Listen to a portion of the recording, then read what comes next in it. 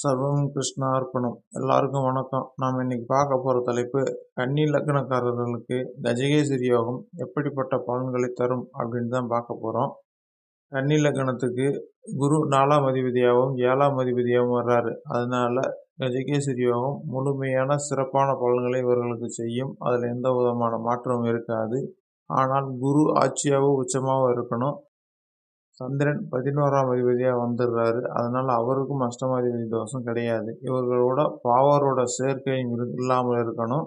மறைவு ஸ்தானாதிபதிகளின் சேர்க்கையும் இல்லாமல் இருந்தால் 100% சிறப்பான பலன்களை கொடுக்கும். லக்னத்துக்கு குரு 6ஆம் அதிபதியாகவும் 9ஆம் அதிபதியாகவும் வர்றார். அதனால அவர்களுக்கு சிறப்பான பலன்களை கொடுப்பதற்கு வாய்ப்பில்லை.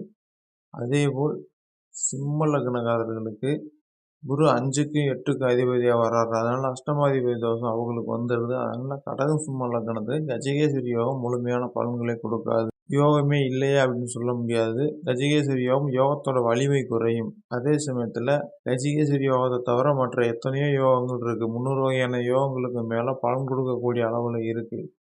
அந்த மாதிரி வகையில் ஏதாவது ஒரு யோகம் நிச்சயமாக அந்த ஜாதகர்களையும் தூக்கிவிடும். அந்த வகையில் கன்னி லக்னக்காரர்களுக்கு 100% கஜகேசரி யோகம் நல்ல செல்வாக்கு மிக்க பதவி, அந்தஸ்து, கௌரவமிக்க ஒரு நிலையில் வச்சிருக்கோம். அந்த அளவுக்கு செல்வாக்கானது கஜகேசரி யோகம். சரி, அடுத்த பதிவில் விருச்சிக லக்னக்காரர்களுக்கு கஜகேசரி யோகம் எப்படிப்பட்ட பலன்களை கொடுக்கும் அப்படின்னு பார்ப்போம். நன்றி, வணக்கம். மீண்டும் அடுத்த ஒரு பதிவில் சந்திப்போம்.